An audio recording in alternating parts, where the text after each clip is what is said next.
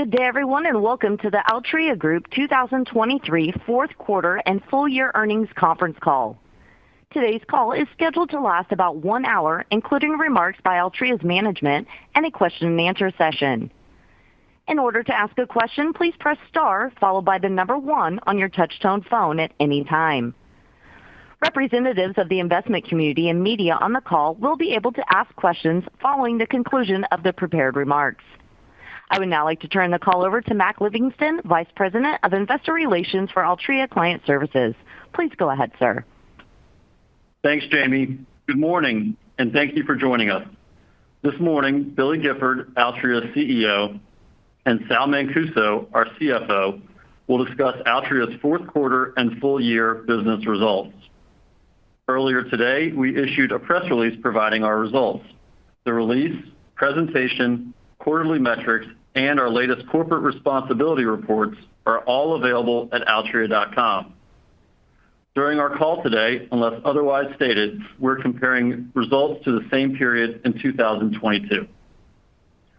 Our remarks contain forward-looking and cautionary statements and projections of future results.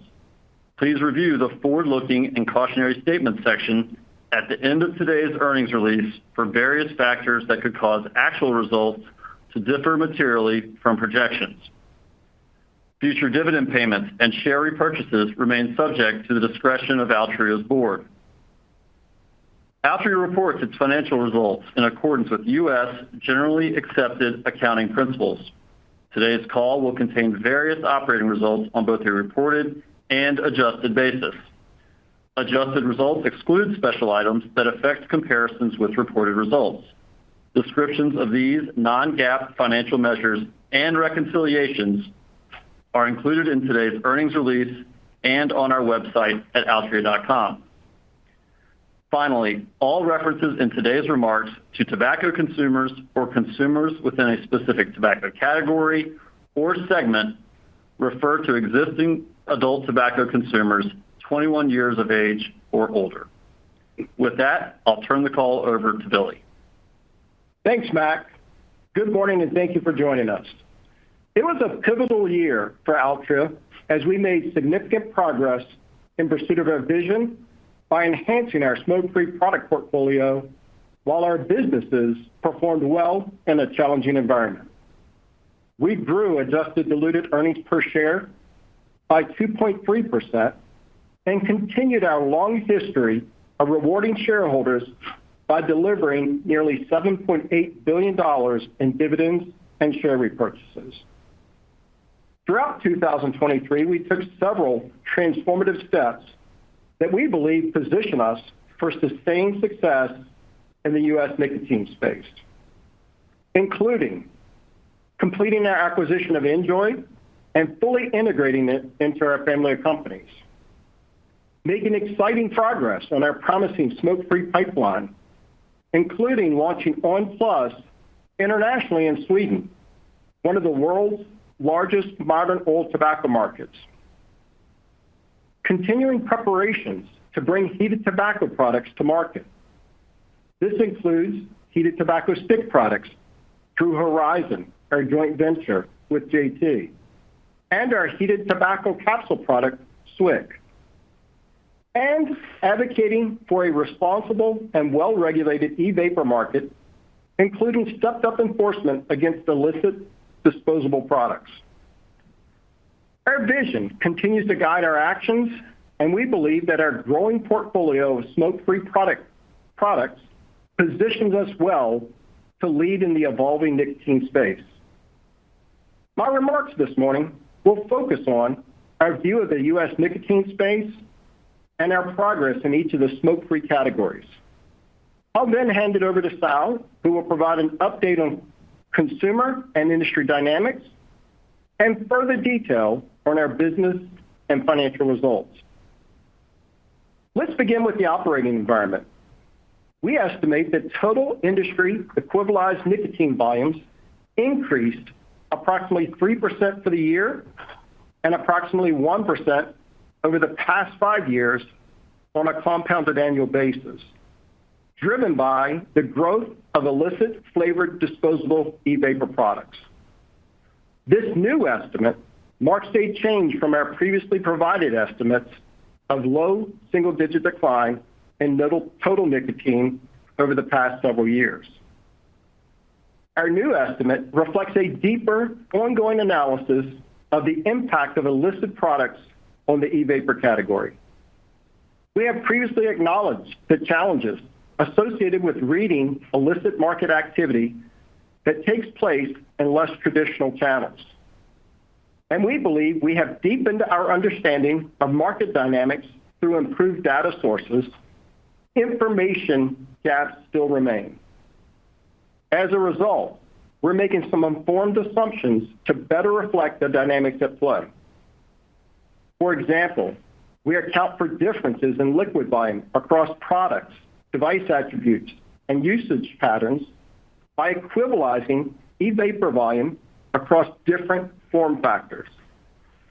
We then equivalize e-vapor volume back to cigarettes, our base unit of equivalized volume. Because of the volatility that exists in reading the illicit market, our estimates may change over time, and we plan to provide you with our latest and best thinking as it evolves. Of note, our estimate focuses only on usage among age 21 plus consumers. Looking now by category, industry cigarette volumes declined by an estimated 8% last year, primarily due to the historical secular rate of decline, the growth of illicit e-vapor products, and continued macroeconomic pressures on smokers. And while we're deeply concerned about growth in illicit product use, we are encouraged that adult smokers continue to transition to smoke-free alternatives, which now represent approximately 40% of total nicotine space. E-vapor continues to be the largest smoke-free category, and we have observed an increase in the number of adult vapors, driven primarily by those choosing illicit products. Based on our new estimate, the e-vapor category grew approximately 35% in 2023. We believe the category growth was largely driven by illicit flavored disposable products, which we estimate represents over 50% of the category. We estimate that pod-based products declined approximately 50% and represent between 15 to 20% of the category. We continue to believe the e-vapor category is in the beginning of a reset, and the steps that we have taken since closing the NJOY transaction will allow us to responsibly participate in the category's growth. Let's briefly recap our 2023 actions with NJOY following the completion of our acquisition on June 1st. First, we strengthened NJOY's supply chain to enable our expansion plans. Our teams worked diligently to solidify the entire supply chain, from sourcing direct materials through shipment to retail. We now expect to have capacity to support our expansion plans for NJOY moving forward. Next, we prioritize closing inventory gaps at retail and expanding distribution of ACE. For example, prior to closing, a number of stores had ACE pods in distributions, but no devices, while other stores were missing various pod varieties. Our teams have closed inventory gaps in stores that already had distribution, which has significantly improved in-stock conditions at retail. During the fourth quarter, we expanded distribution of ACE to over 75,000 stores, surpassing our previously announced goal of 70,000 stores. These stores represent approximately 75% of e-vapor volume and 55% of cigarette volume sold in the U.S. multi-outlet and convenience channel. We also introduced NJOY's first retail trade program, which we believe will help NJOY achieve optimal visibility and product fixture space at retail. Retailers can sign up for the program at various levels, with merchandising options designed to position NJOY strategically and responsibly to tobacco consumers while creating further awareness of the brand. We're encouraged by our trade partners' response to the program, with approximately 70% of stores having chosen options that secure premium positioning in the e-vapor fixture for NJOY. Fixture resets are well underway, and we expect the majority will be completed in the first half of this year. We believe that achieving manufacturing capacity, supply chain security, and optimal product distribution and placement at retail were necessary precursors to engaging consumers with impactful marketing and promotional offers. Turning to NJOY's business results. NJOY consumables shipment volume was approximately 11 million units for the quarter and 23 million units since closing. NJOY's retail share in the multi-outlet and convenience channel was 3.7% in the fourth quarter. In November, we began testing trial-generating bundle offers in a limited number of retail accounts, and the results were very encouraging. Despite the limited reach of these offers, NJOY retail share increased 0.3 of a percentage point nationally in November and another 0.3 in December. While still early, we are excited by NJOY's momentum and remain optimistic about its potential in the U.S. market. We expect to further expand NJOY promotions and marketing activations in the first quarter, and we anticipate submitting a PMTA for NJOY's age-restricted Bluetooth device with non-tobacco flavors in the first half of this year. We look forward to sharing more detail about our plans for the year at CAGNY. Looking more broadly at the e-vapor category, we continue to believe that the current state of the market is intolerable for both legitimate manufacturers and consumers. As I previously stated, the total nicotine space grew in 2023, largely because of illegal flavored disposable e-vapor products. These products are being distributed by companies violating virtually every rule and guidance the FDA has issued since 2016. We are actively engaging with regulators, state and federal lawmakers, our trade partners, and other stakeholders to build awareness of this serious issue and drive marketplace enforcement. While we believe there is still significant work ahead to eliminate these illicit products from the market, we have seen some encouraging actions. In December, the FDA, in collaboration with U.S. Customs and Border Protection, announced the seizure of approximately 1.4 million unauthorized e-vapor products, including Elf Bar and other brands that are popular with underage users. We believe that adopting comprehensive border protection programs is an important step toward clearing the market of illicit products. Additionally, we have worked with legislatures in a number of states that have passed or are considering legislation requiring manufacturers to certify that they have either submitted a PMTA, which is pending, or received a marketing order in compliance with FDA regulations.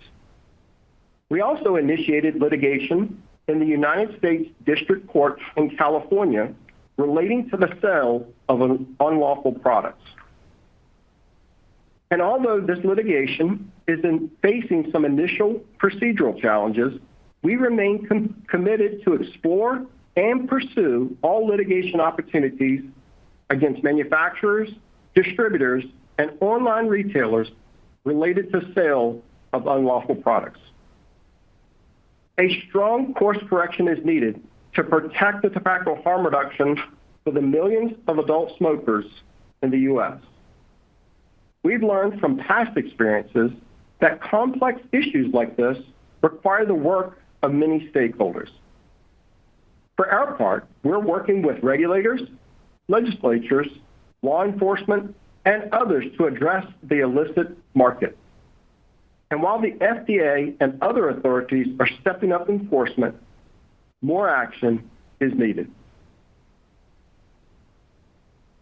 Turning to oral tobacco, the nicotine pouch category experienced sizable growth once again, resulting in an estimated 7.5% increase in total U.S. oral tobacco volumes over the past 6 months. In the fourth quarter, oral nicotine pouches grew 11.8 share points year over year and now represent more than 35% of the total U.S. oral tobacco category. on! continued to participate in the category growth, as reported shipment volumes increased nearly 33% in the fourth quarter and 39% for the full year. In the fourth quarter, Helix continued its focus on volume growth while improving profitability. Helix applied its analytics and revenue growth management capabilities to be more flexible and efficient with its promotional investments in the marketplace. As a result, on!'s retail price increased over 47% versus the year-ago period, while growing its retail share by 1.1 percentage points. Encouragingly, we continue to see increasing levels of both trial and adoption of the brand, with repeat purchases up more than 30% year over year, despite the substantial increase in retail price. We remain excited about on! PLUS and its potential in the U.S. market. We believe its long-lasting flavor system and proprietary soft-film material are differentiators in the category. We continue to see encouraging results from the on! PLUS test launch in Sweden. Consumer research from the fourth quarter indicates that on! PLUS is competitive with the market-leading oral nicotine pouch product in Sweden and is seen as a unique offering with a strong repeat purchase rate of over 30% in the e-commerce channel. Given the success of on! PLUS Mint and Smooth Mint in December, we introduced on! PLUS Berry and Citrus in 6 and 9 milligram strength variants in the e-commerce channel. We also plan to expand on! PLUS to additional retail accounts in Sweden.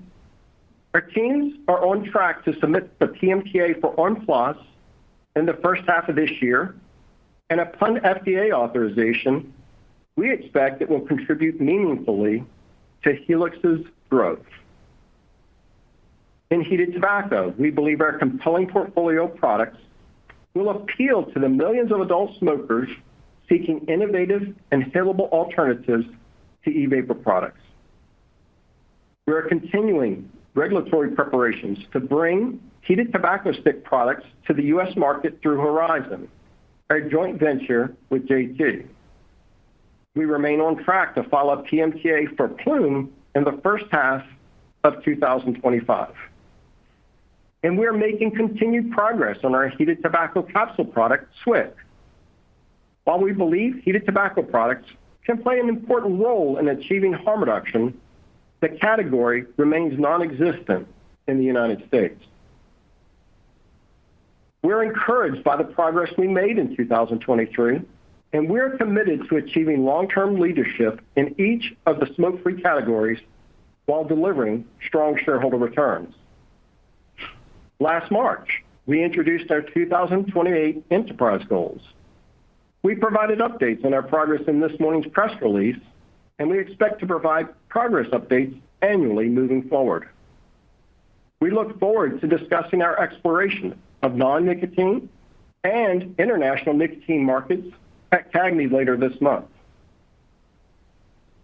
Turning to our 2024 financial outlook, our plans include a continuation of our strategy to balance earnings growth and shareholder returns with strategic investments toward our vision. For 2024, our planned investment areas include marketplace activities in support of our smoke-free products and continued smoke-free product research, development, and regulatory preparations. We believe the external environment will remain dynamic in 2024, and we will continue to monitor the economy, including the cumulative impact of inflation, tobacco consumer dynamics, including purchasing patterns and adoption of smoke-free products, illicit e-vapor enforcement, and regulatory litigation and legislative developments. Considering these factors, we expect to deliver 2024 full-year adjusted diluted EPS in a range of $5 to $5.15. This range represents an adjusted diluted EPS growth rate of 1% to 4% from a $4.95 base in 2023. We expect 2024 adjusted diluted EPS growth to be weighted to the second half of the year. Our guidance includes the impact of 2 additional shipping days in 2024 and assumes limited impact from illicit e-vapor enforcement on combustible and e-vapor volumes. Before I turn it over to Sal, I'd like to take a moment to recognize Murray Garnick, who recently announced his decision to retire from Altria. During his remarkable career, Murray represented Altria and its subsidiaries for nearly 40 years, both as outside and in-house counsel, including his last 7 as general counsel leading the law and regulatory affairs departments. Under his guidance, we have successfully managed significant litigation challenges and established Altria as a leading advocate for tobacco harm reduction policies in the U.S. We will continue to benefit from Murray's guidance through the first quarter, at which time Bob McCarter will assume the role of general counsel. Bob currently leads the management of tobacco health and other litigation. Bob has been with Altria since 2015 and spent 18 years before that representing the company as outside counsel.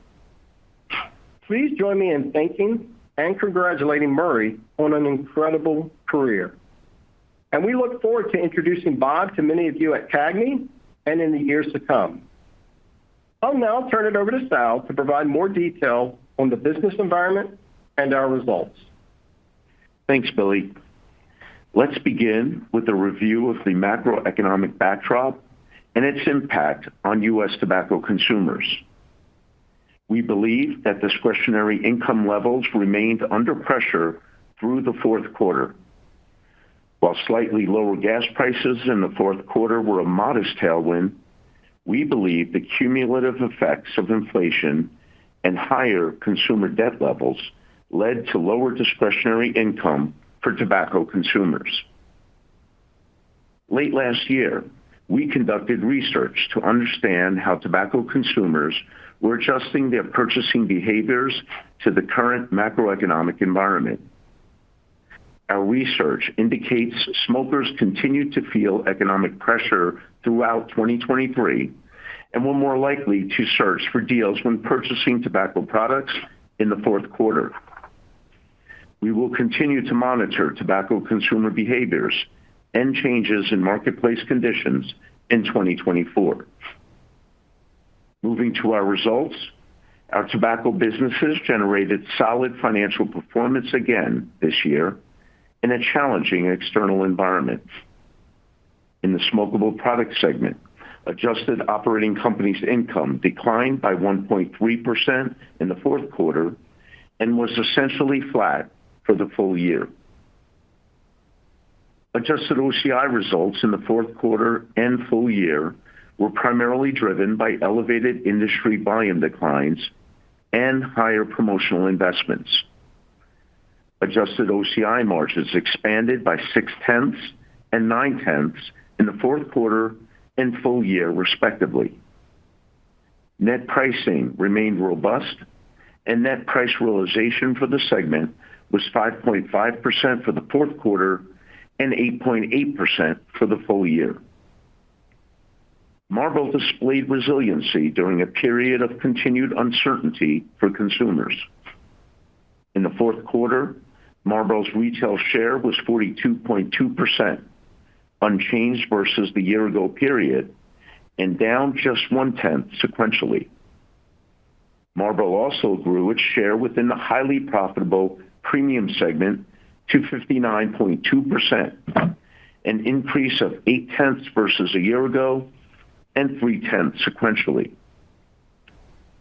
In 2023, PM USA used its sophisticated suite of RGM tools to make investments in Marlboro Black to support its share performance. The investments in Marlboro Black gave consumers under economic strain a place to stay within the Marlboro portfolio, while positioning PM USA to maximize profitability over the long term.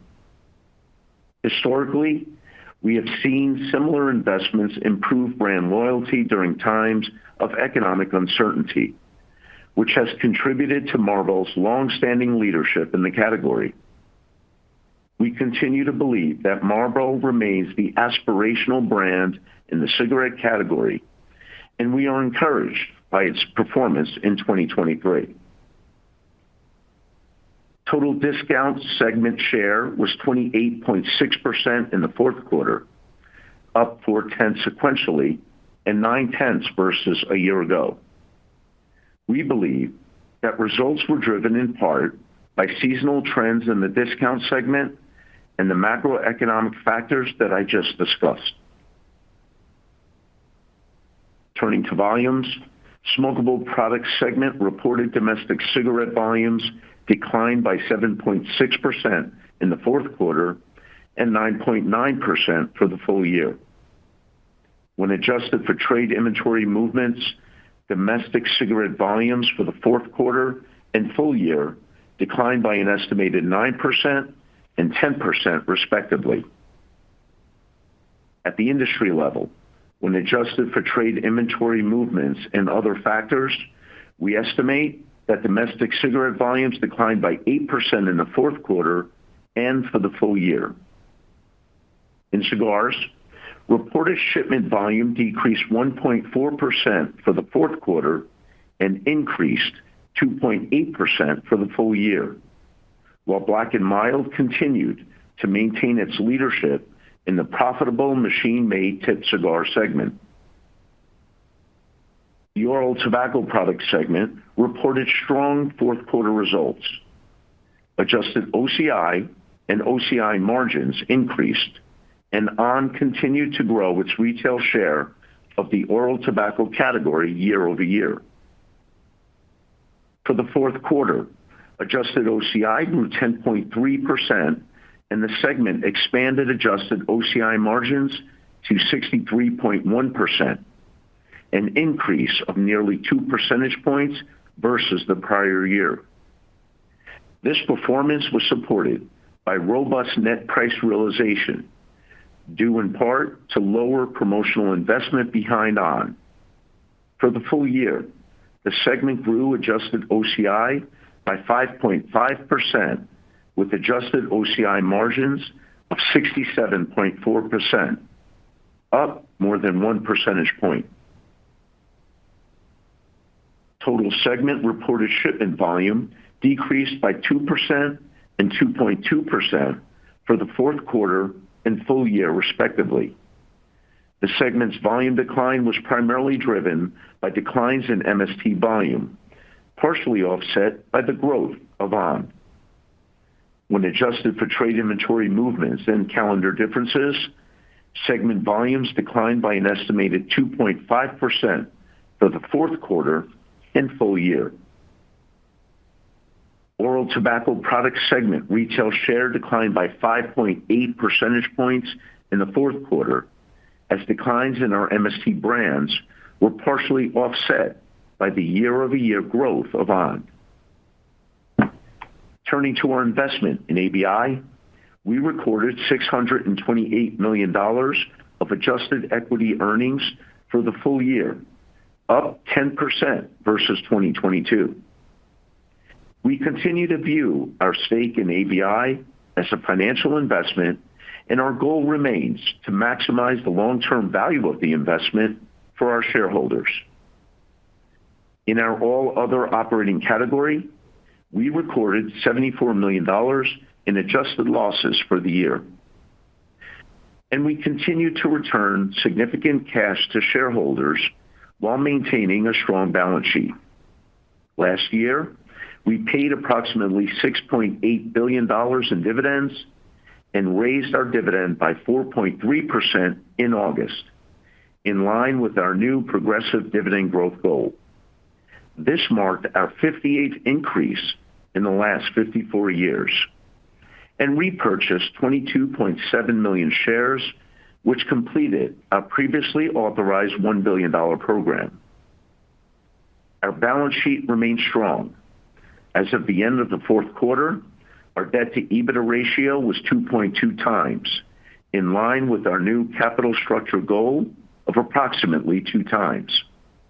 In the fourth quarter, we issued $1 billion in debt that we plan to use to retire approximately $1.1 billion in maturing debt in the first quarter.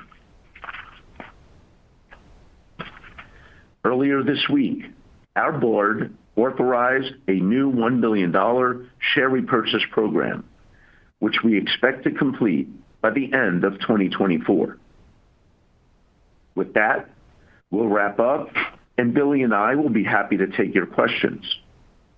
While the calls are being compiled, I'll remind you that today's earnings release and our non-GAAP reconciliations are available on altria.com. We've also posted our usual quarterly metrics, which include pricing, inventory, and other items. Let's open the question and answer period. Operator, do we have any questions? Thank you. Once again, as a reminder, if you would like to ask a question, please press the star key followed by the number 1 on your touch-tone phone at this time. Investors, analysts, and media representatives are now invited to participate in the question and answer session. We will take questions from the investment community first. Our first question will come from Matt Smith with Stifel. Hi, good morning, Billy and Sal. Good morning, Matt. I wanted to ask a question if we could start with the EPS guidance for the year. When we consider the 1% to 4% growth, you note that it'll be weighted towards the second half. Can you talk about the factors supporting that higher growth in the second half? How much of that is the difference between incrementally higher investment in the first half before you anniversary some higher investment levels in 2023 versus your outlook for the cigarette volumes, including the additional shipping days in the second half? Yeah, thanks, Matt, for the question. I think when you think about it being weighted to the second half of the year, I think there's 2 major components you should think of, the biggest being NJOY. You remember we closed that on June 1st, so we had amortization of that acquisition. And so you'll have the investments that we highlighted in our remarks, of course, in the first half of the year where you didn't have that in the first half of last year. I think the other thing to note is you remember the 2 extra shipping days. One of those will occur in the third quarter and one in the fourth quarter. So they're both back half of the year weighted. I think those are the 2 major things. Of course, there are always puts and takes, but those are the 2 major things I would highlight. Thanks for that, Billy. And if I could ask a second question here. When we look at the price realization on a per-pack basis in the smokeable business, that year-over-year contribution decelerated through 2023, especially in the second half, with realized pricing well below the rate of list price increases. Can you talk about the offsets to the price announcements that you have made? How much of that difference is between list and realized prices is due to trade down mix within Marlboro, with Marlboro Black Gold and other extensions versus increased promotional spending? Yeah, it's a little bit of both. I think when you think about it, Matt, we tried to highlight that our consumer is under pressure. And we felt like we could use the Marlboro Black franchise as well as rounding out that portfolio for the Marlboro Gold pack. I think if you look back in history, you see we use these tools. It allows us to take a small segment of Marlboro and provide a place for consumers under pressure because Marlboro is still the aspirational brand in the marketplace. Those that are facing economic pressures have a place to continue to interact with Marlboro and purchase Marlboro. You'll see historically when economic pressures ease a bit for our consumers, we're able to lessen those promotional. But in essence, we kept them in the Marlboro franchise, the brand itself, and it's much more effective and efficient to do it that way than try to win them back if they trade it down. I would encourage you to think about price realization over the long term. When you look at it on a quarter basis, you have timing of pricing, things of that nature. But even if I can't encourage you to look at it over the long term, at least look at it and look at comps year over year. And I think if you look last year, you'll see the fourth quarter was a high mark compared to the other quarters from a price realization. So comps will affect it to a certain degree as well. Thank you for that, Billy. I'll pass it on. Thanks. We'll turn now to Pamela Kaufman with Morgan Stanley. Good morning. Congrats to Murray, and thanks to him for all of the help over the years. Yeah, thanks for that, Pamela. So question on the guidance for low single-digit earnings growth in 2024. This follows a year of low single-digit growth in 23, but your growth algorithm calls for mid-single-digit earnings growth. So do you think that your longer-term targets are still achievable? And what do you anticipate changing over the next few years that can put you on that path? Yeah, thanks for your question, Pamela. I think there are a number of factors you should think about. When we put that enterprise goal out there, we talked about it on a compounded annual basis. And we highlighted for you that there would be variability throughout that process because there are going to be years where you have investment. And you heard the answer to the previous question. We closed Enjoy in the second half of the year, and so now you have a full year of investment. On the other hand, you have puts and takes across it because you saw the increase in profitability with on. So as you're investing, the various categories are going to be at different levels of investment, and as we're able to ease those investments, that's what we anticipate through time. You know, the aspiration is to be a leader in each of the categories. And you know that we are pretty successful in increasing margins through time. Thank you. And then in the smokeable segment, this was the second consecutive quarter of negative sales and OCI growth. Given several years of elevated cigarette volume declines and a heightened competitive backdrop, how do you get comfort that your financial model is sustainable? And more near term, do you anticipate that smokeable segment operating profit can grow in 2024? Yeah, I would point you back to the decomposition of overall industry volume and the factors affecting it. The ones I would highlight is really the macroeconomic and other. And remember, there are two components there. One, we've been highlighting for you that the consumer's under economic pressure, and when they're under economic pressure, they make different decisions in the moment. The other is the explosion of illicit vape. It's having an impact both in the combustible segment as well as the e-vapor segment, the legitimate e-vapor segment, if you will. And so it's having an impact on both. So I think as you think about the economy through time, as well as what is necessary, which is significant more enforcement on illegitimate and illegal product in the marketplace, those consumers will be at play. We want to keep them in the e-vapor market, and that's why you see the distribution and the movements we've made with Enjoy, but keep them in the e-vapor market responsibly. And so that's the way we think about it through time. Okay. And just one last one. Can you talk about the current competitive backdrop and what you're observing from the premium and deep discount cigarette segments as well as from e-vapor and your strategy to compete against each of these segments? Yeah, I think when you think about the combustible segment, it has always been a competitive marketplace. I think we're seeing these other bigger challenges with the consumer being under pressure and the illicit vape.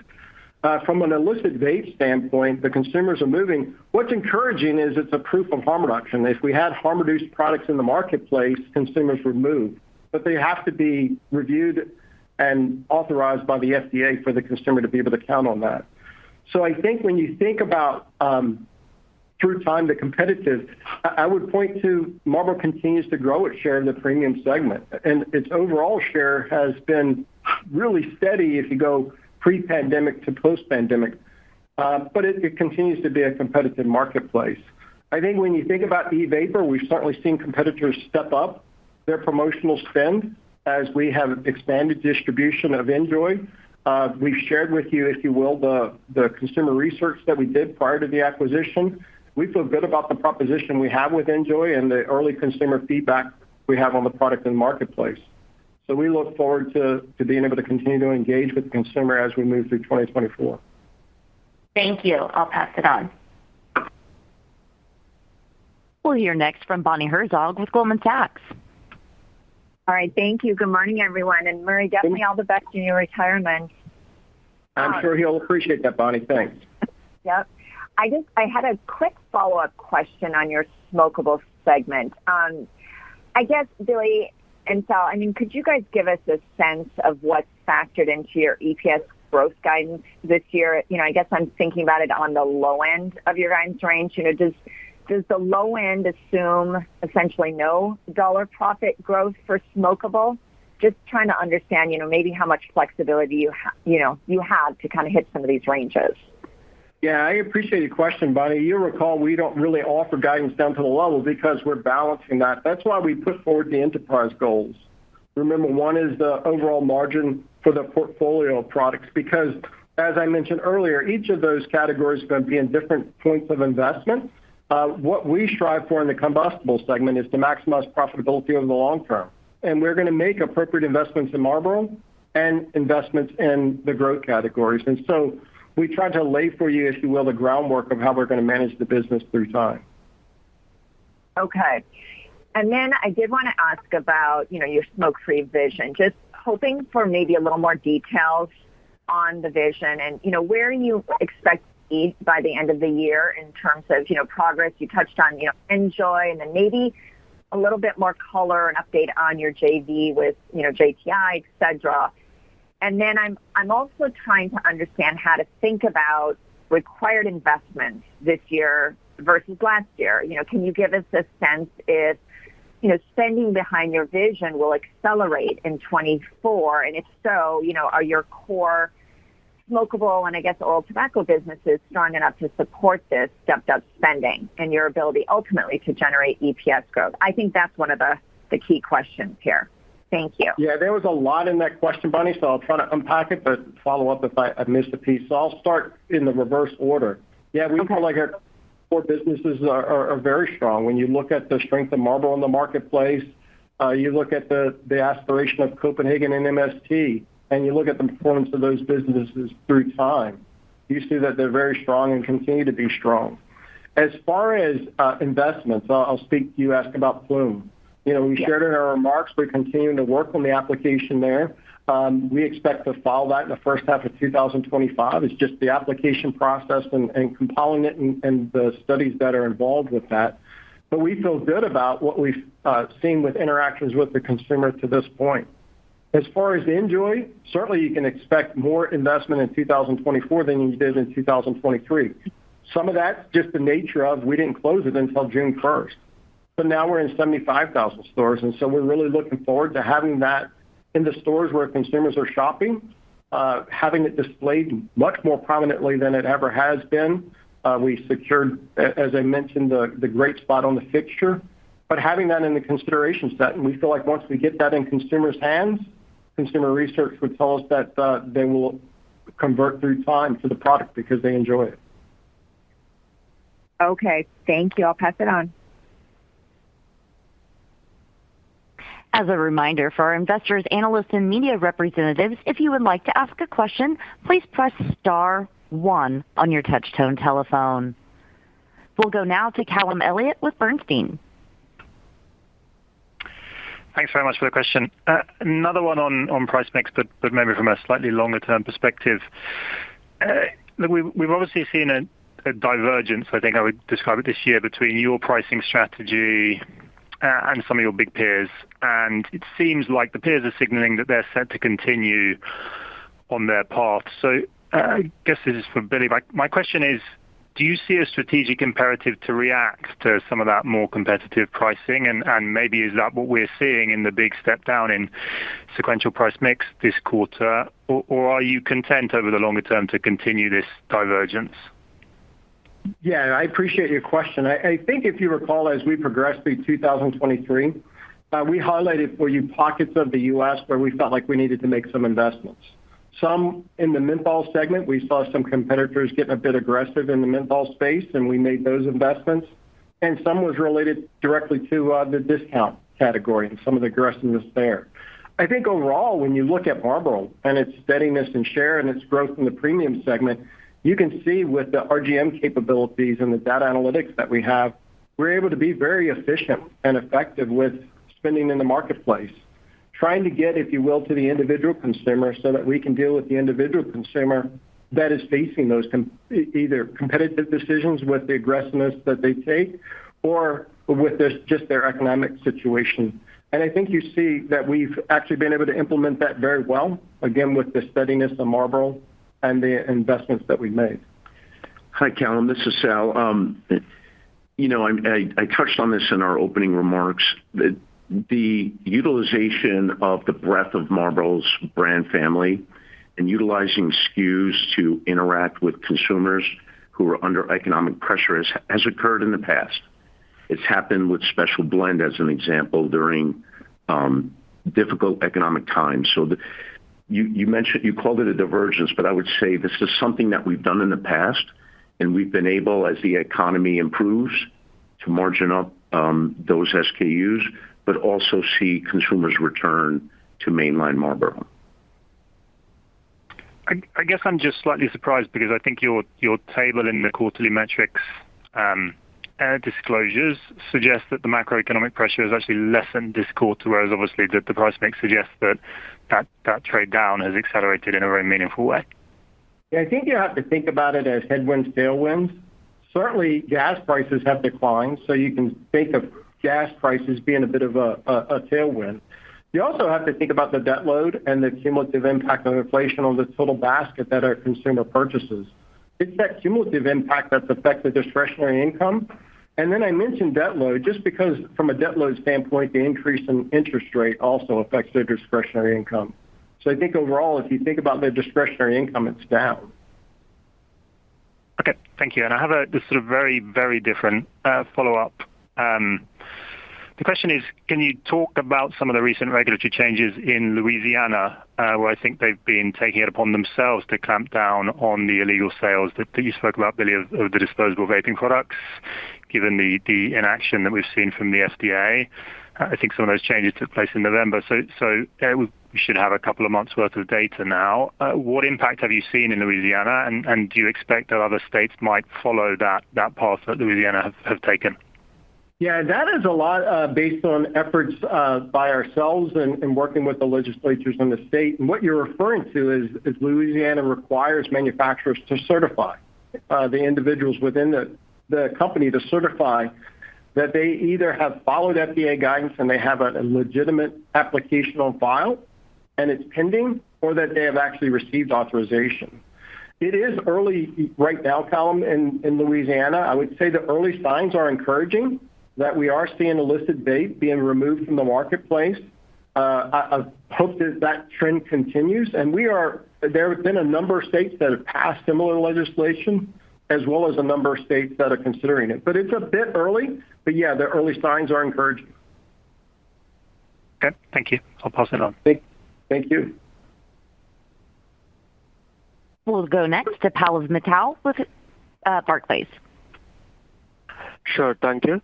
Can you please comment on the sell-through trend for Enjoy, or is the 11 million number, the shipment, similar to retail trends as well? Yeah, what we tried to share with you is that was the shipment volume. We tried to share with you also the share, and if you will, that's an estimate of consumer take. So it was 3.7 for the period that we owned them, and then we tried to highlight for you that we had put in place testing some bundle offers where we could test trial promotions so that we were prepared for the full distribution and be able to bring that across the U.S. this year. We did it on a small scale, but just that small scale impacted national share, an additional incremental 0.3 in November and another incremental 0.3 in December. So it's early. We'll be bringing that marketing activation and promotional to the nation this year, but certainly the early results are very encouraging. Sure. And one more. So of the -8% decline in industry volumes, how much do you think is the cannibalization from e-cigarettes, and how much is the impact from the growth in modern oral? Yeah, I would say from modern oral, it's minimal impact. You recall that in secular decline, we represent historically about 1% of cross-category movement. Then we try to call out any additional or special items, and what we call out, and you'll see that in our quarterly metrics, that about 1.5 to 2.5% is related to the illicit e-vapor category. And so if you think about historically 1% being up in secular decline, this 1.5 to 2.5 being related to illicit vape. But yeah, we're encouraged that we're seeing some interaction with adult smokers, but at this point, from an impact to the overall industry, it is minimal. It is really illicit vape that is driving the majority of that. Thank you. We'll go now to Jennifer Maloney with Wall Street Journal. Morning. Good morning, Jennifer. I have a question about the California market dynamic data that you shared this morning. It looks like overall cigarette industry sales fell in California more steeply than the country overall in 2023. And but it also looks like Marlboro and Philip Morris USA retail share increased in California more than elsewhere. So is it fair to say that as a result of the menthol ban, some consumers moved away from cigarettes, either stopped smoking or moved to other products? But also there was a dynamic here where people who might have smoked menthol cigarettes switched to Marlboro cigarettes? Yeah, it's a complex issue, so let me try to unpack it for you. When you look at that 15%, we would consider that legitimate shipments that went to California. What you're seeing is a lot of black market activity that takes place in California. So you see gray market consumers going across the border, and we've seen that whether it be Nevada or other bordering states. Some consumers go across to get their menthol cigarettes.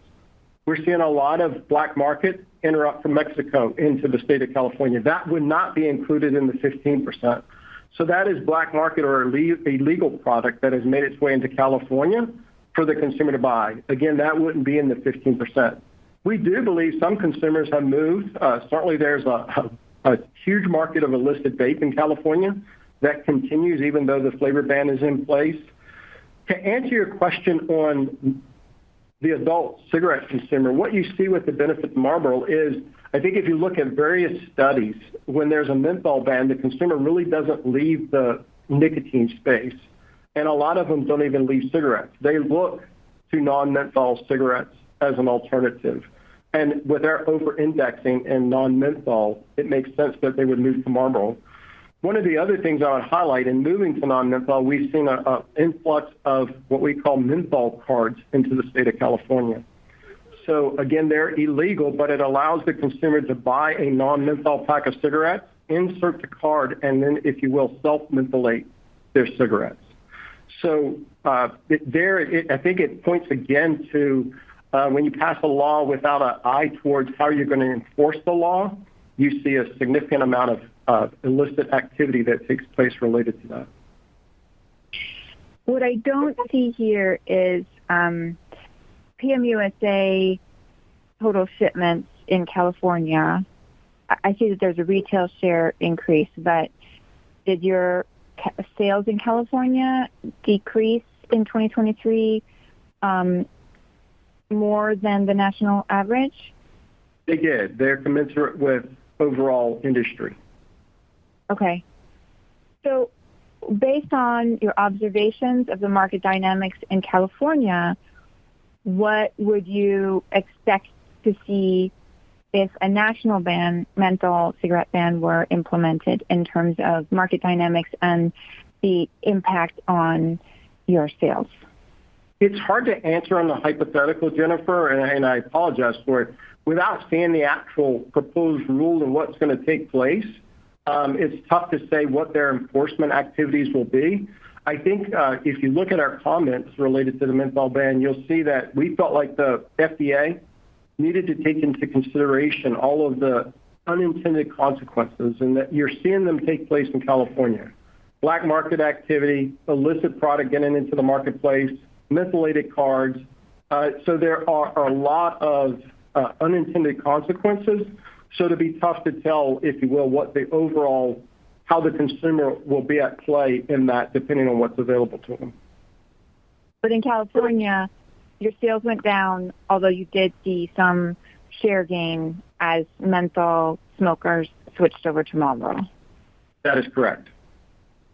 And if the draft rule were adopted as a final rule, do you intend to file a legal challenge if that final rule is published?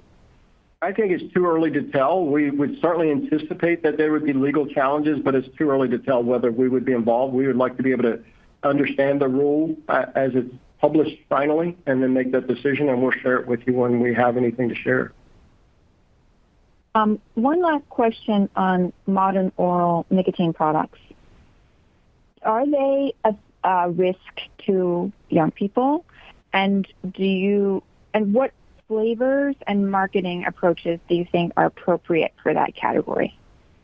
Yeah, I think they could be a risk for underage if not marketed and sold responsibly. So we actually sent a letter to the FDA many months ago that they should encourage them to issue marketing guidelines for the category, so that regardless of authorizations or not, be able to have marketing guidelines for that category so that all industry members could follow, so that we can protect the harm reduction for adults without exposing underage users to the category. We haven't seen any action by the FDA, but certainly our approach to the marketplace have very minimal underage interaction with our brand. Well, what would those marketing guidelines look like, ideally, in your view? Would it entail flavor restrictions? Would it entail restrictions on social media marketing and influencers? Well, I won't get into the details because we shared that with the FDA, and we haven't seen any action at this point. But certainly, what would be considered a responsible approach to the marketplace. Okay, thanks very much. Thank you. As a reminder, it is *1 if you would like to ask a question. We'll go next to Emma Rumney with Thomson Reuters.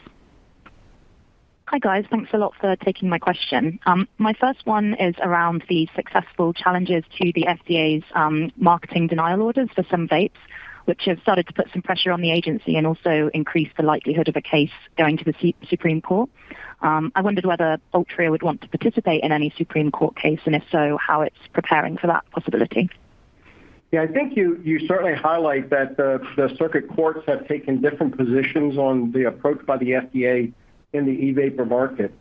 We certainly are closely monitoring these cases, but I think when you step back from it, we're in a unique position.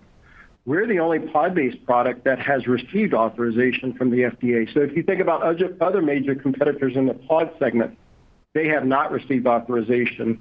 Our authorization was in the tobacco-flavored pods, and our application for the menthol version of the same product is pending with the FDA. And we really feel like looking at those court cases, in both instances where the circuit courts have taken different positions, we believe that we should get a marketing order for this menthol product, whether you look at the holdings on either of those instances of the circuit court.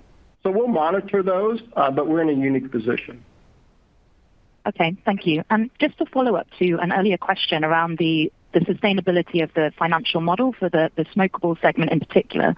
Obviously, the industry has for some time now effectively used pricing increases to offset volume declines.